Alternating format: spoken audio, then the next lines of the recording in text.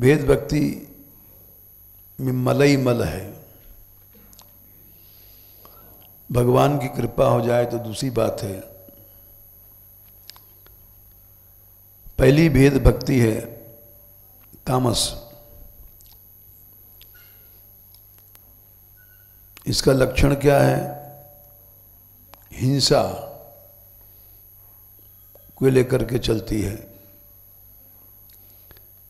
जैसे हिंदू मुसलमान में लड़ाई है, वो तामस भक्ति है। हिंदू को काफिर कहते हैं और उसको काफिर के जितना मारोगे उतना ही तुमको पुण्य होगा। तो सबसे बड़ा उदाहरण है अभिसंधाय तु फलम अभिसंधाय यो हिंसाम। हिंसा को लेकर चलता है। भेद इतना बढ़ जाता है कि हिंसा कर देता है, मार देता है। दंभम इतना नीच कर्म कर रहा है हिंसा का, फिर भी दिखावा है कि मूछे हैं। मात्सर्य, ईर्ष्या बहुत होती है उसमें। संदंभी क्रोधी होते हैं, क्योंकि क्रोध नहीं करेंगे तो उनके पोल खुलने का भय है। संरंभी क्रोधी होते हैं। भीन निद्रिक भाव, भेदभाव। तो कपिल भगवान बोले वो तामस भक्त हैं। वे अपना क्रोध और भेदभाव नहीं छोड़ सकते।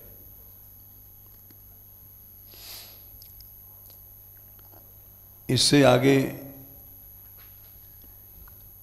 एक और भक्ति है, राजस भक्ति। तामस भक्ति 3:29:8 3:29:9 में राजस भक्ति है।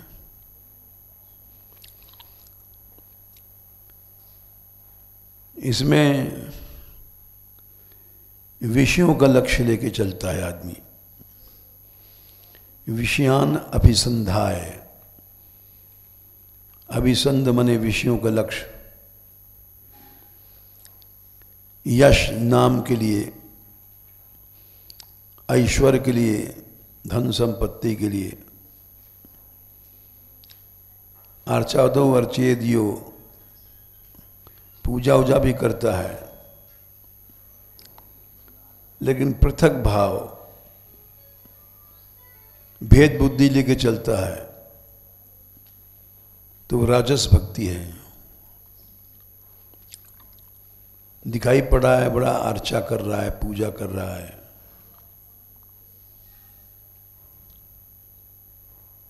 लेकिन है वो राजस। इससे आगे है सात्विक। कर्म निराहारम उद्देश्य परस्मिन् वा तदर्पणम यजेद यष्टव्यम इति। वो पृथक भाव सात्विक। कर्म का नाश हो जाए, हमारे पिछले कर्म,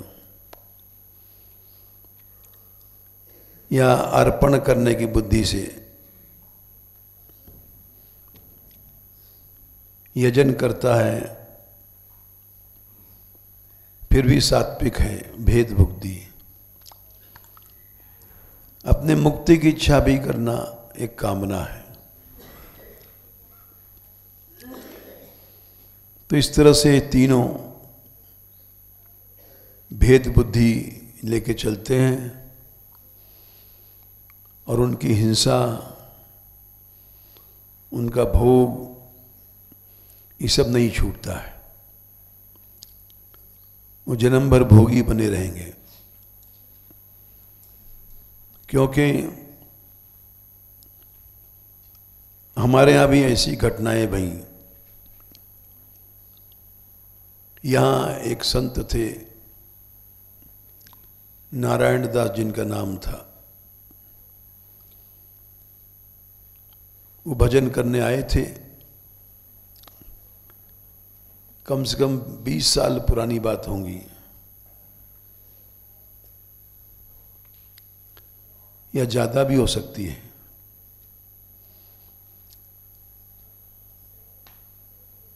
क्यों? 22 साल हो गए होंगे। मान मंदिर में आए रहने। यहाँ रहने के बाद उनकी लड़की बड़ी सुंदर थी, गौर वर्णा। हमने कहा भाई यहाँ पर तो दिन रात रहना संभव नहीं है लड़की का, नीचे रख दो, लड़कियां नीचे रहती हैं, रस मंदिर में रख दो। रख दिया और इस घटना सबके सामने भई है। उनके पास रसिक लोग पहुंच गए, संत, और उन्होंने कहा मानगढ़ मेरा सही नहीं है, ज्ञान वैराग की थोथी बातें करते हैं, रस तो हमारे पास है, हम वो रस देंगे जो तुमने सुना भी नहीं होगा। हम महावाणी पढ़ाएंगे, रस का ग्रंथ है, उसमें ठाकुर श्री जी की श्रृंगार की लीलाएं हैं।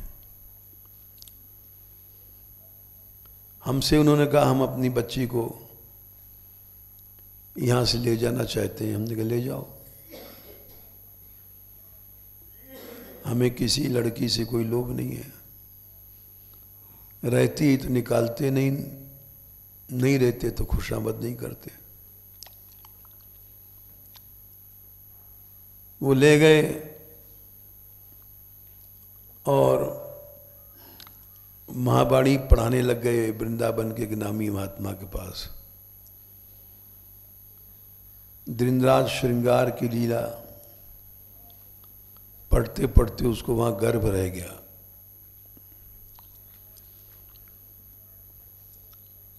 गर्भ रह गया तो वहां से हटाना पड़ा। गर्भ और हटाने के लिए कुछ किया होगा। उसके बाद फिर भी उनका हठ था कि हमारी लड़की रस को प्राप्त करे। ऐसा दिमाग में भर दिया था कि रस तो हमारे ही पास है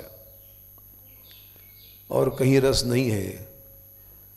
ज्ञान वैराग ये सब थोथी चीजें हैं।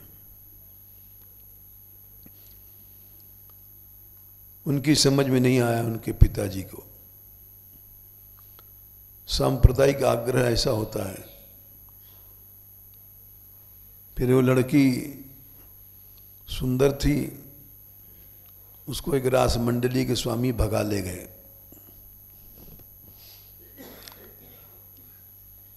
रूप के अनेक ग्राहक पैदा हो जाते हैं और वो भी भगा भूग जाने कहाँ ले गए। उनकी भी बदनामी भई तो उन्होंने भी उसको छोड़ दिया। अब वे बेचारी कहाँ जाए। तो यहाँ कामा से आगे जुरहरा एक जगह है,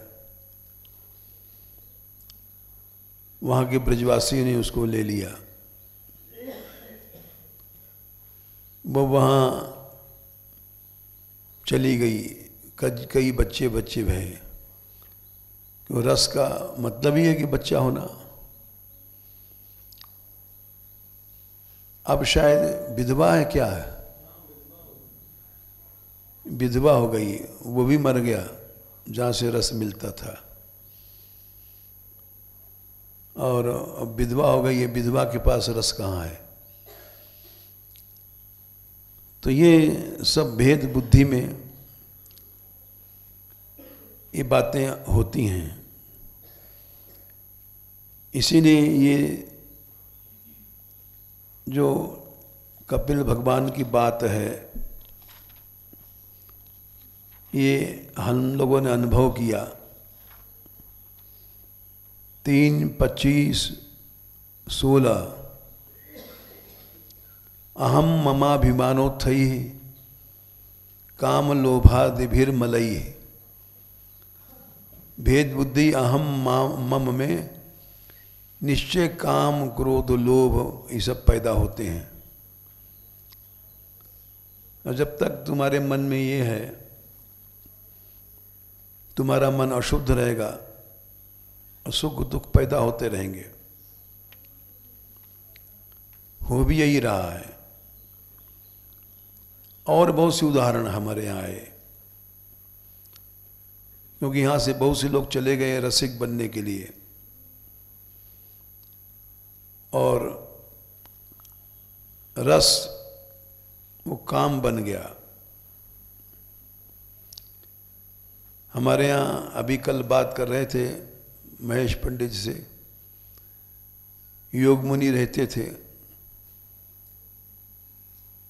वो भी बेचारे रसिक बने। रसिक बनने गए तो वहाँ उन्होंने कुछ विकृति देखी।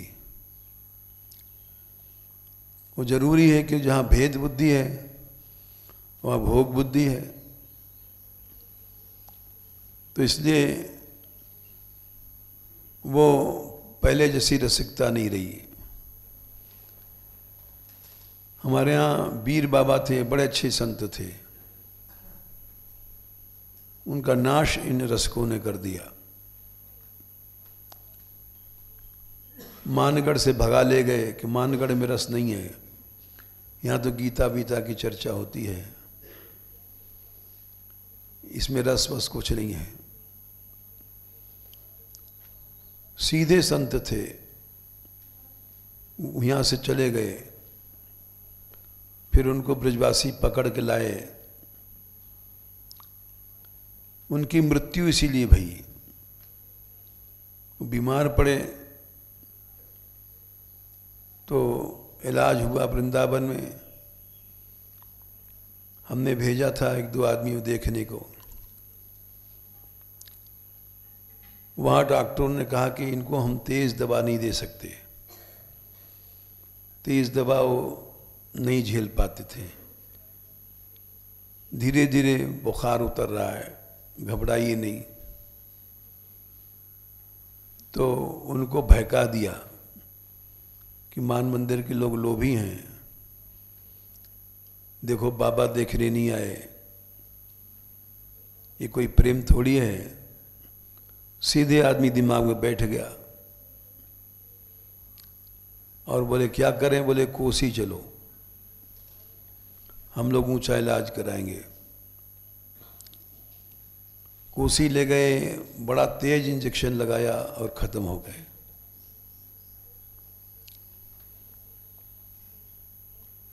क्योंकि वो उनमें यही दोष था, सीधे थे, ऊंचा रस पाने के लिए चले गए कि ये हमारे पास तो रस है ही नहीं, यहाँ केवल राधे श्याम राधे कृष्ण करते हैं और कोई श्रृंगार की बात तो करते नहीं हैं। अष्ट प्रकार का आलिंगन, अष्ट प्रकार का चुंबन, अष्ट प्रकार का परिरंभण, यही सब व्याख्या होती है वहाँ। ये सब बात सुन करके नया आदमी आश्चर्य में हो जाता है और वो उस काम रस को रस प्राप्त कर लेता है। ये नहीं सोच पाता कि भेद बुद्धि की उपासनाएं गुणात्मिका हैं और इनसे अलग है गुणातीत उपासना। मद गुण श्रुति मात्रेण मयि सर्व गुहाशय मनोगति रविच्छिन्ना यथा गंगाम्ब सोम बुधो। जैसे गंगा दौड़ रही है समुद्र से मिलने के लिए, वैसे जब मन भगवान में लग जाए अबाध गति से, उनका गुण सुनते ही, तो वो निर्गुण भक्ति है। लक्षणम भक्ति योगस्य निर्गुणस्य उदाहृतम। निर्गुण भक्ति के लक्षण क्या है? अहितुकी अव्यवहिता। अहितुकी माने उसमें कोई स्वार्थ नहीं है कि हमको मुक्ति मिल जाए या धन मिल जाए, संपत्ति मिल जाए। और अव्यवहित माने बेरोक टोक, वही है निर्गुणा भक्ति। वो इतनी निष्काम होती है, भगवान सामने आ जाए कहें तुम मेरे पास रह, वो नहीं रहता। सालोक्य माने हमारे धाम में चल, सारष्टी हमारे समान ऐश्वर्य ले ले, सामीप्य हर समय हमारे पास रहना, एकत्व एक भाव हो जाना। सालोक्य सारष्टी सामीप्य, सारूप्य हमारा स्वरूप ले ले। दीमानम न गृहणंति बिना मत सेवनम जना। भक्त कहता है हमको ये सब कुछ नहीं चाहिए, केवल तुम्हारी सेवा चाहिए। यही उत्तम भक्ति है। कुटिल कर्म ले जाए जहां मोए, जहाँ अपनी बरियाई। तहाँ तहाँ जने छिन छो छाड़ियो, कमठ अंड की नाई। नरक में ले जाए हमको तो जाने देना है प्रभु, हमको तो कुछ नहीं चाहिए। चाहो न सुगति सुमति संपत्ति कछु, रिधि सीधी विपुल बड़ाई। हेतु रहित अनुराग राम पद। प्रेम हेतु रहित माने कोई स्वार्थ नहीं। अस विचार जी परम से आने, मुक्ति निरादर भक्ति लुभाने। मुक्ति को छोड़ करके शुद्ध भक्ति में दौड़ते हैं। हम ही नहीं, जो नित्य सिद्ध लोग हैं, जैसे तीसरे स्कंद में 15वें अध्याय में सनकादिक कहते हैं, जो भगवान हैं साक्षात और नित्य मुक्त हैं, कामम भवः स्ववृजनैर निर्येषु नस्तात। बोला हमारा जन्म हो जाए भले ही, निर्येषु अनंत काल तक बहुवचन है नरक में। बोले नरक चाहते हो? हाँ। चेतोलीवद यदि उन्हें पदयो रमेत। क्या संख्या है?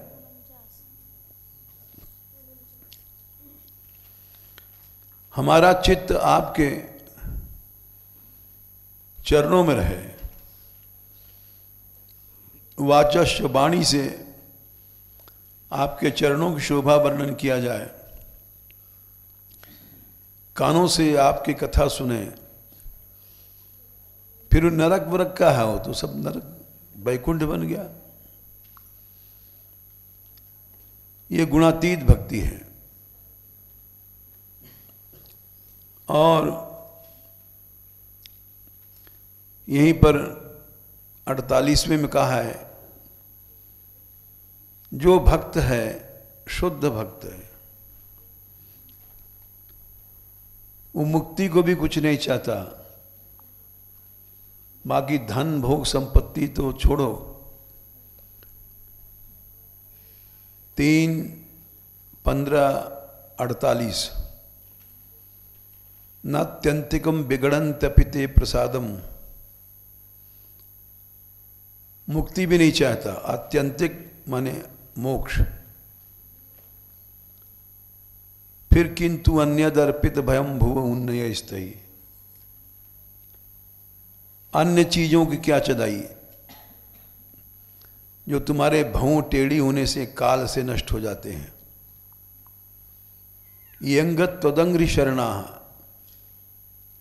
क्योंकि हम लोभ में गए रस की प्राप्ति की तारीफ सुन करके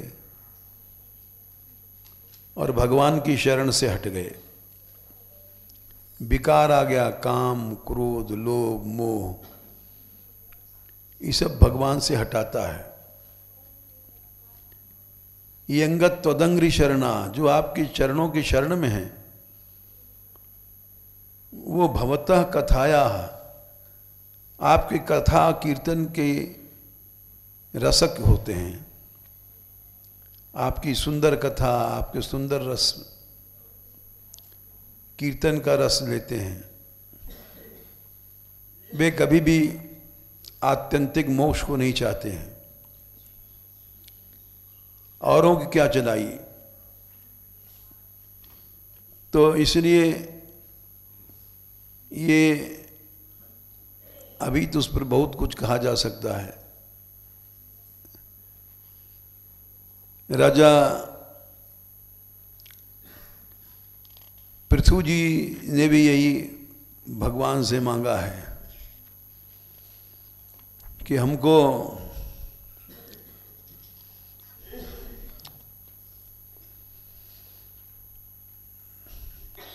उन्होंने कहा वरदान मांग लो। भगवान ने कहा कि तुम्हारे जो मांगना हो मांग लो। कामम भवा स्ववृजनैर निर्येषु नस्तात्,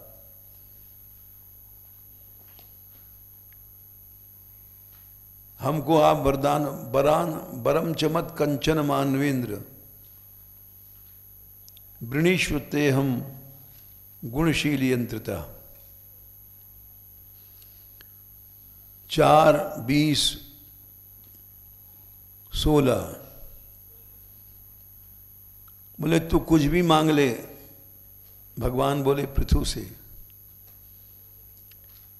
तेरे अंदर ऐसे गुण हैं, शील हैं, उसमें बंधा हुआ हूं और मुझको और किसी रास्ते से आदमी नहीं पा सकता, तपस्या योग वगैरह। तो वो बोले ठीक है महाराज।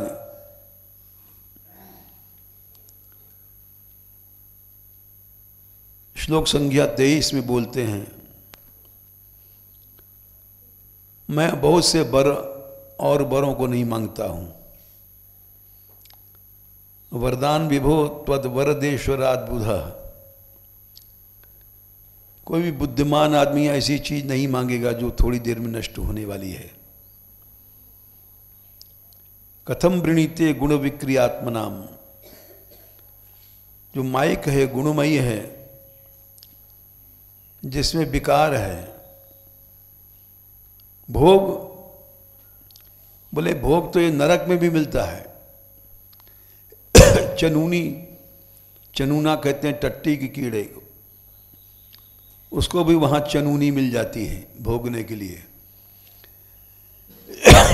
तो ये नारकाणाम अपि संति देयिनाम, ये भोग तो नरक में भी मिलता है। तान ईश कैवल्य पते वृणे न च, उनको हम नहीं मांगते। बोले क्या मांगते हो? कैवल्य पते मने है मुक्ति पति, कैवल्य मुक्ति भी नहीं चाहते हम। न कामे नाथ तदप्य हम क्वचित। आपके उस मोक्ष को भी नहीं चाहते, क्योंकि आपके चरण का रस नहीं है वहां। न यत्र युष्मत् चरणाम्बुजासव। चरणाम्बुज रस मतलब सेवा, वो कहाँ मिलती है? महत्तमांतर हृदयान्मुखच्युते, महापुरुषों के हृदय में है। अब वो जब कहते हैं, उपदेश देते हैं, तो हृदय में से निकल के उनके मुंह में आती है। कथा कहते हैं, समझाते हैं, और उनके मुंह में से आकर के कान के कुल्हड़ में भक्त सुनने वाले पीते हैं। तो 10,000 कान दे दे हों, 10,000 कान। कर्णायुतम एष मे वरः। बोले क्यों?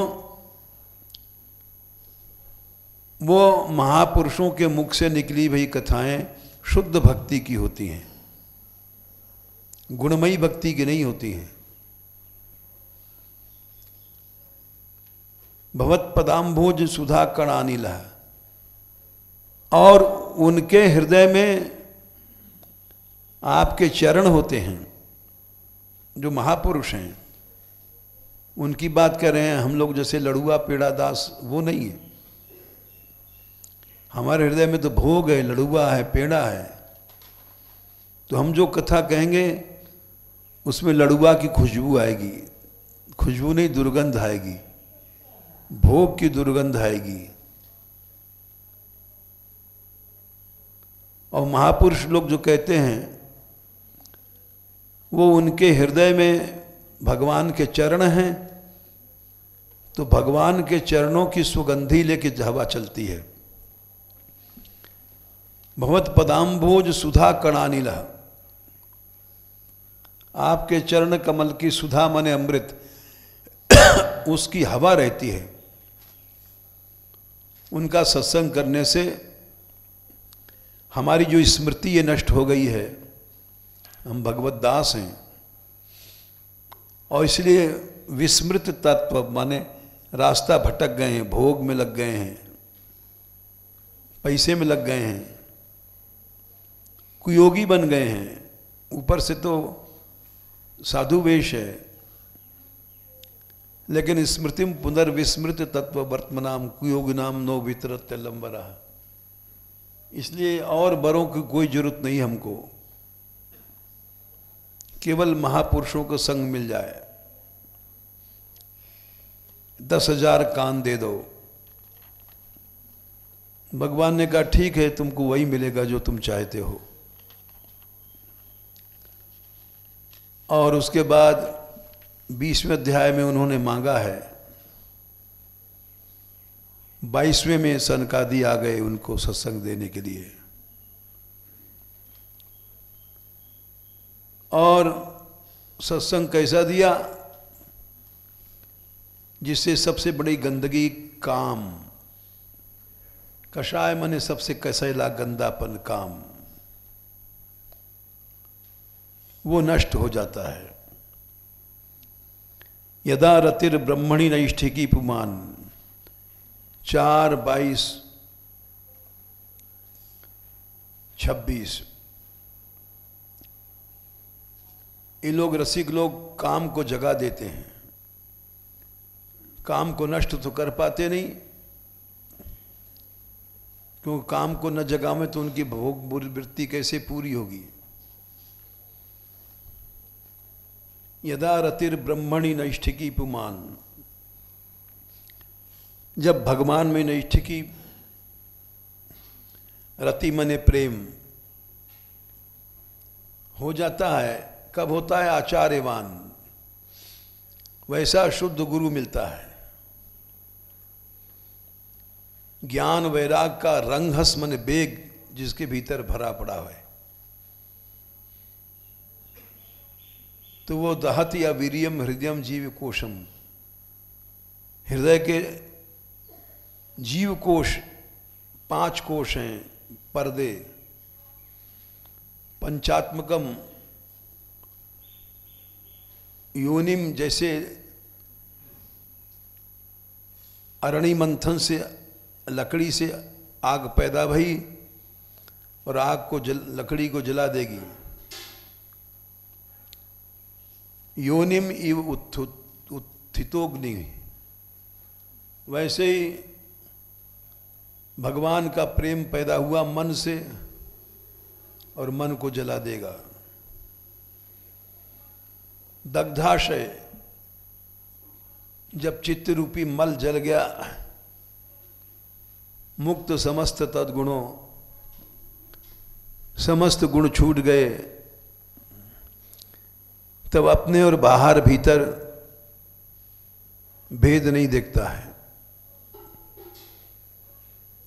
परात्मनो यद व्यवधानम पुरस्तात् स्वप्ने था पुरुषस्तद विनाशे। तो ये भेद बुद्धि का जो प्रश्न था उसका हमने थोड़ा सा विस्तार बताया कि सात्विक राजस तामस, और देखो निकलो 3:25,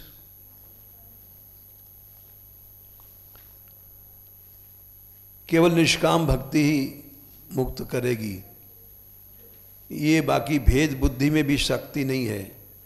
वो है श्लोक, अनिमित्ता भागवती भक्ति है 33, 3:25-33। भगवान ने कहा कि तुम चाहे कितनी ऊंची कर लो, जब तक तुम्हारी भक्ति में अनिमित्ता, कोई सतोगुण रजोगुण तमोगुण का कारण छिपा हुआ है, पैसा मिल जाए, धेला मिल जाए, चेला मिल जाए, चेली बन जाए, हमारा रंग जम जाए, प्रभाव जम जाए, ये सब जब तक कामनाएं हैं, तुम्हारा लिंग शरीर नष्ट नहीं होगा। अनिमित्ता भागवती भक्ति, अनिमित्त भक्ति, कोई मतलब नहीं, स्वार्थ नहीं, सिद्धे मन मुक्ति से बड़ी है। और क्या है? वो पंचकोशों को जला देगी। निगीर्णम अनलोय था, जैसे भोजन किया तो भोजन के बाद तुम जठराग्नि को तेज करने के लिए कोई ईंधन नहीं लगाते हो कि लकड़ी सुलगा रहे हो पेट के पास कि भोजन हमारा हजम हो जाए। अपने आप भोजन हजम हो जाता है। वैसे ही निष्काम भक्ति से अपने आप तुम्हारे पंचकोश जल जाएंगे, सूक्ष्म शरीर जल जाएगा, लिंग शरीर जल जाएगा और मुक्त हो जाओगे। तुमको कोई पेट्रोल नहीं छिड़कना पड़ा, मिट्टी की तेल नहीं लगाना पड़ा, ईंधन नहीं लगाना पड़ा कि पेट में चलो आग लगा दें भोजन जल जाए। अपने आप सब जल जाता है। वैसे निष्काम भक्ति में, अभेद भक्ति में, अनिमित्ता भक्ति में ये ताकत है कि तुम्हारे समस्त विकारों को जला देगी। और यहाँ तक कि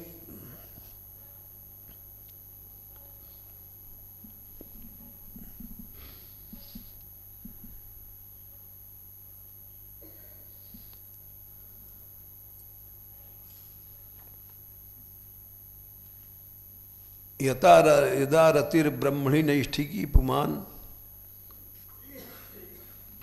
पंचात्मकम, पंच कोशों वाला जो लिंग शरीर है उसको जला देती। कामम कषायम मलमंतरात्मना, सबसे पहले तो तुम्हारे कषाय को जलाएगी।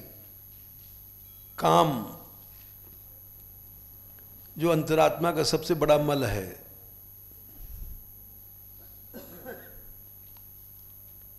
इसलिए हमारे भक्त लोग